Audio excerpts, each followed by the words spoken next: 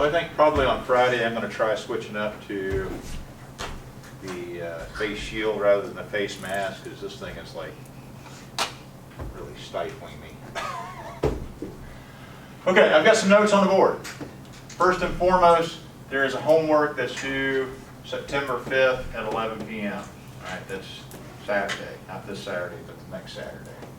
All right, so we got a little bit of time.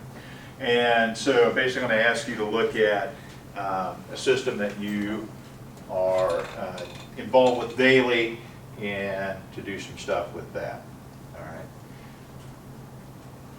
The series of slides today can be a little confusing. All right, and so I put a little diagram on the wall here to hopefully help clarify what it is that we're doing. All right, so we have the environment, right? What is the relationship of the environment to the system? Okay, it's defined by boundaries. Okay, these boundaries are something that we can set.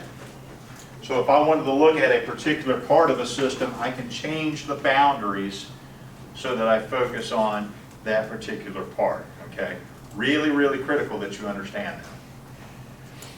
So we have our system.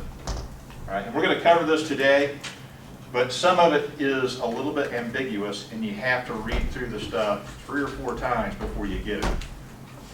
All right, I'm just telling you. So we have a system. A system is comprised of components, okay, or subcomponents. All right, and so for a restaurant, and we'll talk about this as we go through the lecture, what are some components of a restaurant? All right, well, we have the front counter would be a component. The kitchen area might be another component. The drive-through might be another component. Okay, does that make sense to everybody so far? There are functions and processes, and this is where things are actually happening within those components. So if we looked at the front counter, all right, so we've got a point of sale system, all right, which would be a process or a function. So it takes an input and it creates an output. All right. Functions and processes, these two words are interchangeable. And throughout the slide deck, I really need to go in and do this a complete revision. So it starts off talking about functions, and then somewhere in their terminology we start talking about processes, and a lot of people are like, wait a minute, what are we talking about? Functions and processes, consider them to be equal. And then within these, there are actual activities. All right? And activities are single things, all right, single actions. All right, so for example, we've got a system of a restaurant. Component, we're going to say drive-through. Functions and processes, they're taking orders, right? The point of sale system. So activities are, and these are action verbs, take order, enter order, all right? Print receipt, take money, give money. Okay, is this everybody tracking? All right, because when we go through this, you're going to see it. You're going to be kind of like, what? So keep this in your mind. All right, when we talk about activities, and we'll talk about this in the lecture today, activities can have value-added, non-value-added, and waste. All right, and so we'll talk about those in a little bit more detail, but go ahead and put these in your notes if you haven't. All right. We touch on this for the first time today, but we don't really talk about it in great detail. So we have a system and we have a set.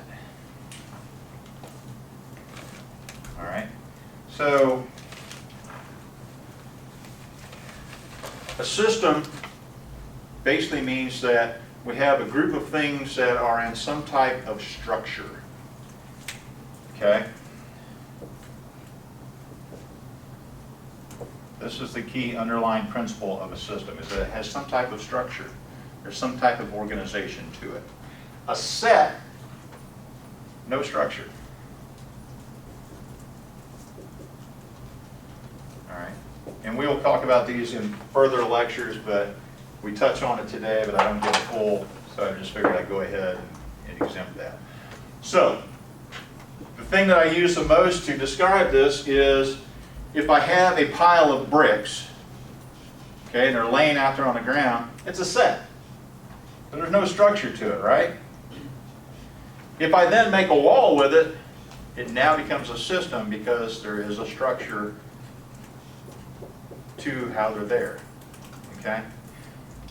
And we'll cover this again, but we touched on it briefly in the lecture today, and so I just figured I'd go ahead and get this out there so that you got something to work with.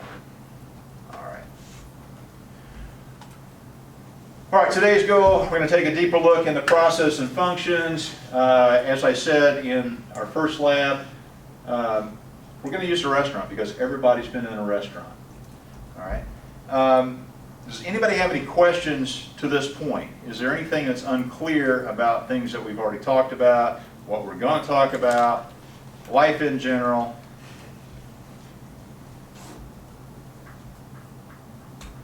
You guys got it all together? All right. All right, what is the context diagram? What does it do?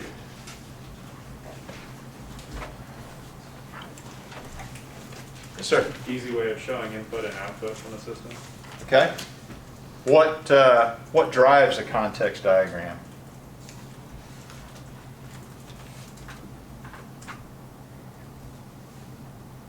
Somebody look up on the screen there. Yes. I was going to say scope. Boundaries, right? Okay. So boundaries define the system and separates it from its environment. Okay. What are the graphical conventions that we use for a context diagram? Yes, sir. So like, I mean, like the rectangles are like the ins and outs, and the arrows show what's going in and what's going out. The circles where the reaction takes place. Exactly. Yes. All right. So, you know, we have a drawing convention for a context diagram. And so in homework, use the appropriate conventions. If you don't use the appropriate conventions, I will take off. All right. Early on, I'll take a few points off. As we get further on, I'll take more and more points off. All right. So, in its basic, most simple term, what is a system?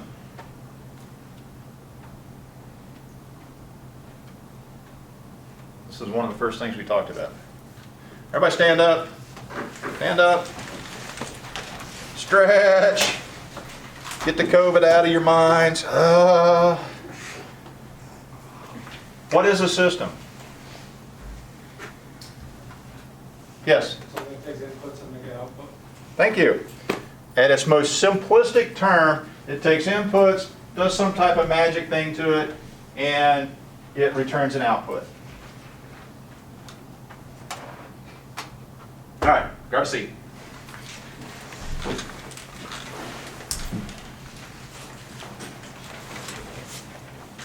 All right, so a little more fleshed out definition of a system, collection of components that form a more complex whole that converts inputs to outputs.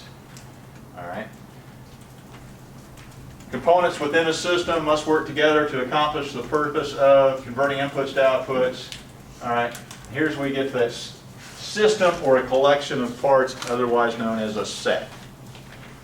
All right. So a football team. Is it a system? Yeah. A toaster. System. Bowl of fruit. It's a set, right? It's just fruit that's in there. Now, if I went and I made one of those nice little pretty bouquets of fruit, would it be a set or a system then? It would probably be a system because there's a method to the madness. Kitchen.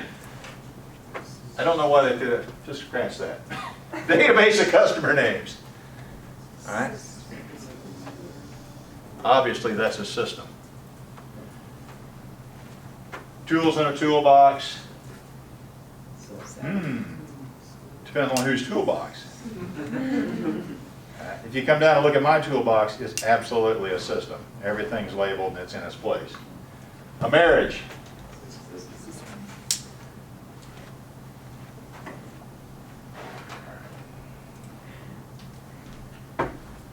Okay, so the system lives within its environment, all right? Within that system, we have components, or subsystems is another word that we can utilize to talk about those, all right? And within those components, we can even break those down to have subcomponents, all right? So the most important thing for you to understand and to remember is that it's hierarchical, okay? So we start up here at the top, environment. Look at this great big picture, right?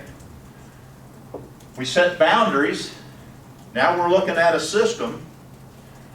Within that system there are components, all right? And we can look at, within those components, what are the functions and processes that are going on? And can there be sub-functions and sub-processes? Absolutely. But we get down to the granular detail, we have these single action things, okay, that are called activities. All right. So why do we even care about a context diagram? What does it do? Refresher. What does it tell me? The scope of the system. Okay. Tells me the scope of the system. It tells me outside influencers, right? Identify stakeholders. Okay? So, important stuff to know, and we'll talk a little bit more about that here in a little bit. But so now we're going to get a little dirtier. All right, so a restaurant. What are the boundaries of a restaurant? Would it be property, like the physical property, because like a parking lot would be. It could be, yeah, absolutely, because that parking lot actually could be a component, right? Or do we typically look at that if we're, and we might. Okay, so I used to teach a aquatic facility design class, and the parking lot was a major component because there's a lot of things that go into a parking lot. How many people are you going to serve? Because that drives how many handicap spots you have. We have to look at access, ADA compliance as far as access. A lot of different things, okay? What else sets the boundaries?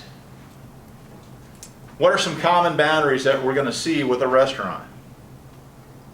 You look like you're just dying to tell me. The walls. The walls. Yeah. We walk in the door, now we're within the restaurant. All right? Are there other boundaries? What do you say? I was gonna say, amount of labor that you can actually have legally. The what? The amount of labor you can have legally. Okay. It's not necessary. Let's think physical boundaries for now, because you're getting off into. Yes, sir. Is that the kitchen? Okay. The kitchen is a boundary. All right. So let's think about, as a customer, where do we go? We come up to the front counter, right? Would you like fries with that, sir? All right. So there's a boundary. All right. Now, are these boundaries set? No. Again, I drive what I'm looking for as far as boundaries. The ceiling is a boundary. Okay.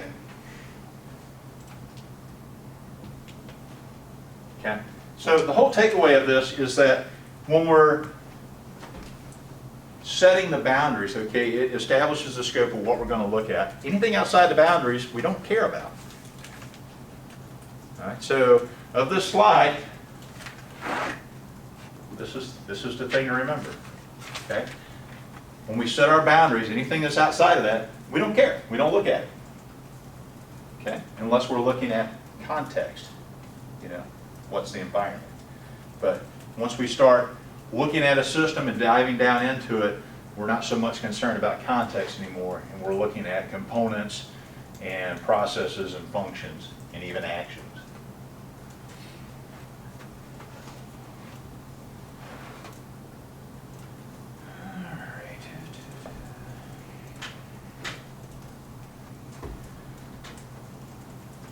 Okay, so this is kind of an example of how we could set the boundaries to look at a portion of a system. Okay, so here we have the restaurant system, and then we're setting the boundaries of the counter, front counter, back through the kitchen. Okay, so anything outside of that we don't care about.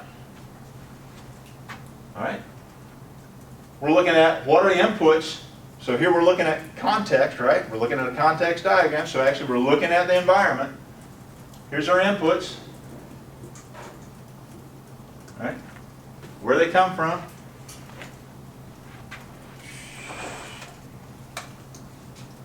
Outputs.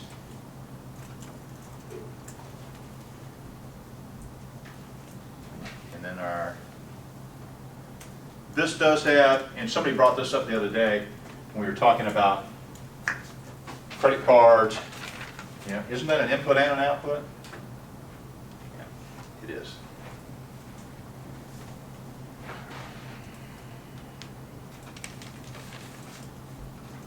Oops.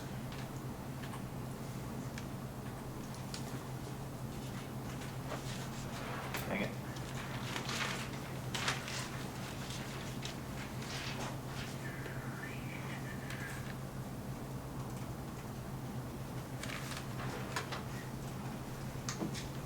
All right, so now we're going to talk about a function. All right. So a function is, think of it as a functional area. Does that make sense? A functional area. So in that restaurant, we could have, you know, the drive up is a functional area. All right. So a collection of activities that takes one or more kinds of input and creates and converts them into outputs. Function is performed within a system, and the various activities utilize components or subsystems of the overall systems, and functions are never done outside the system. Okay, again, so that whole hierarchical view of that, we have the system. The system is divided up into components or subsystems.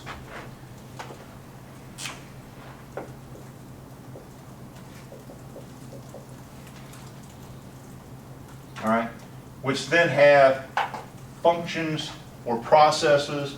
And again, if we just think about these as functional areas,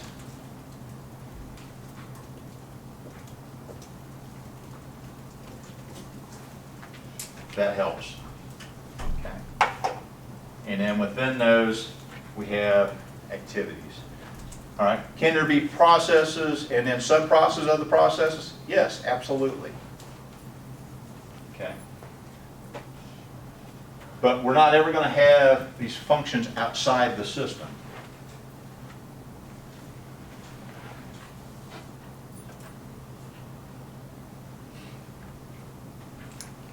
Okay, so how the inputs are used by the components to create the outputs. Verbs are used to describe the action. So here we have a functional area of a password checker. All right, here we have activities. Type on keyboard. Pass data. Decide password. All right, here we have another functional area, a microwave oven. Activities within that. Put the food. Close the door. Turn the power. Open the door. Take the food.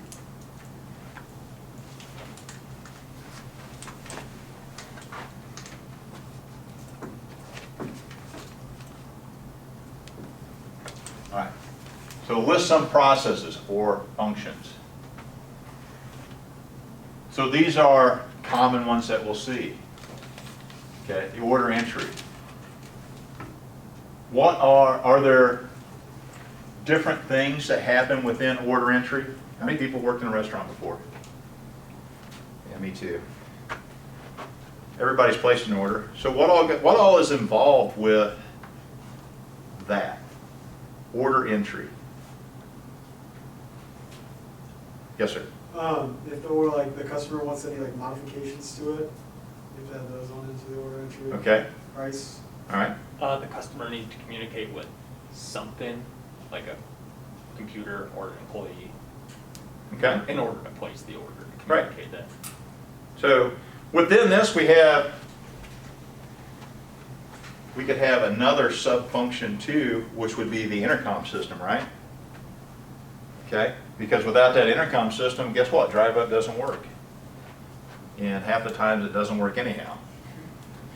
Or at least not for me. I'm deaf in my left ear and I don't hear so out of my right. So when I get on there and they're, I'm just like, dude, I can't understand you.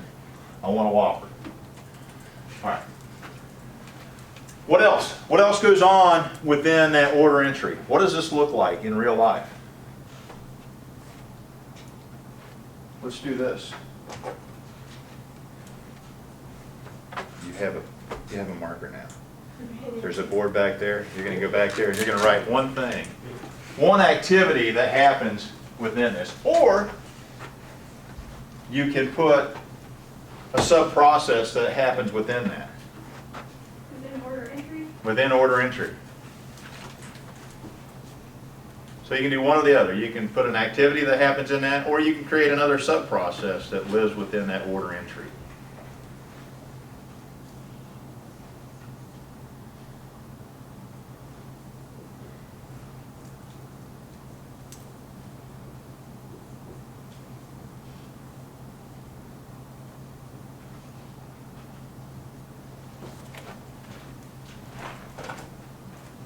You're going to have to read it because I can't. Worker puts order in electronically. Okay. The system thing. All right, let's use the black so I can actually see that. That orange is like, whoo. Yeah, give me that back. Am I doing this? Yep.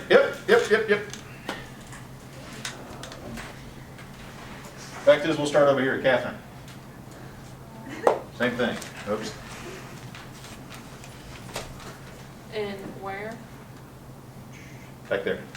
That's not order entry. You can either create another sub-process or identify another sub-process within this order entry, or you can list an activity. I know, it's terrible. He's calling me to think. Ah! Just go to the left there, Catherine. Anywhere.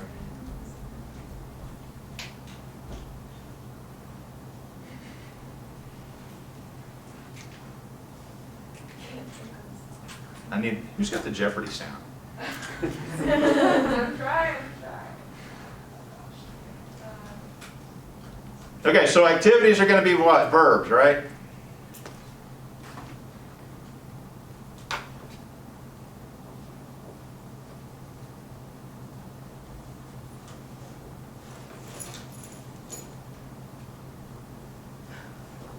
That's hilarious. There we go. Okay, so customer decides on that. Is that an activity or is it a process? Process? It could be both, actually, Okay. depending upon it. Yeah, I mean, it really could be. All right, trade off. Next people up.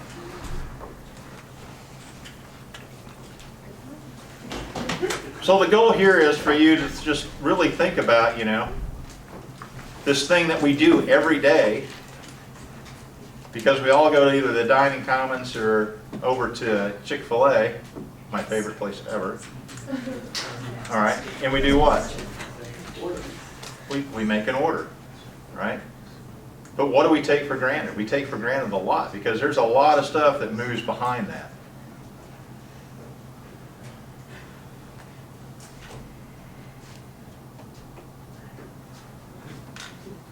Okay, communicates. Okay, got it.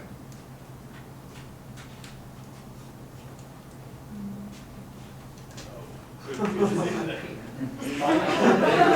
guys are copying off each other. Oh my gosh. All right, pass the torch. Let's see who else can copy.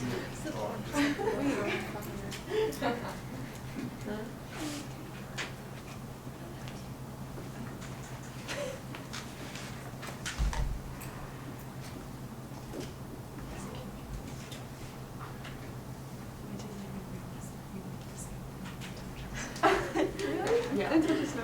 Yeah, I didn't realize. Okay, so hold up. Everybody freeze. So, order entry. Then we have cooking. All right, so we've got kitchen makes food and we got frozen meat is unpacked. Is that part of the order entry? No. No. You guys already jumped a boundary, right? Okay. All right, that's good for now. All right, so again, you know, the whole thing about this is we want you to think critically about what goes on, all right?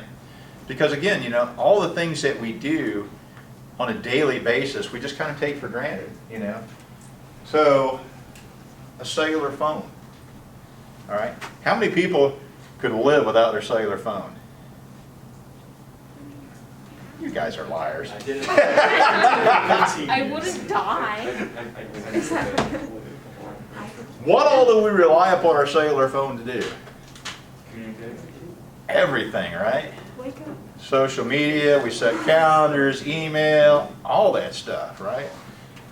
And so we're so reliant upon this, all right, that if it dropped out, oh my goodness, what would we do?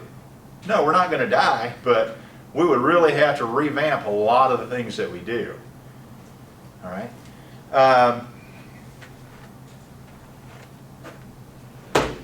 Is there anybody that does not have internet at home? We got one. Where do you live? Carmel. In Carmel, and you don't have internet? Yeah. Thanks. I live on it, I don't need it. Okay. Do you have cable TV? No. I don't either. Well, actually I do. It's for my mother, but I don't watch it. All right. So, when I was in school, the internet was arrived at by dialing through a modem into the school system so that you could access the internet through the school. All right. It was terribly, terribly slow. All right. And I think back to those days and I thought, man, this is really the greatest thing in the world because I got all this information at my fingertips. And now I look at it, you know, 30 years later, and it's like, wow, there's just no comparison. You know, I can look at anything that I want. I can find, I have all the knowledge of the world at my fingertips. All right, it's so, so easy. All right, but we have to be able to understand all the different things that go on within that system, all right, in order to be more efficient. And that's really what the purpose of this whole class is that we want to be able to break things down and look at efficiencies or inefficiencies and create options that are more efficient. Okay. Okay, let's see.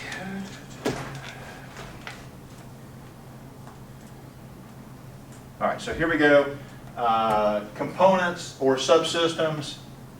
All right, and these are, again, the most common ones. So we got the counter, and here they've broken down subsystems even within the counter, or within the counter, which would be a point of sale system, which falls within it. And then, you know, here's some of the action. Okay, hot shoot, deep fryer, stove. All right. Now, if we looked at just the overall system itself and we started pulling all this stuff out and created a diagram of all of this, what would happen? What would happen? You guys remember the OIF little thing that I showed you? They had, you know, 25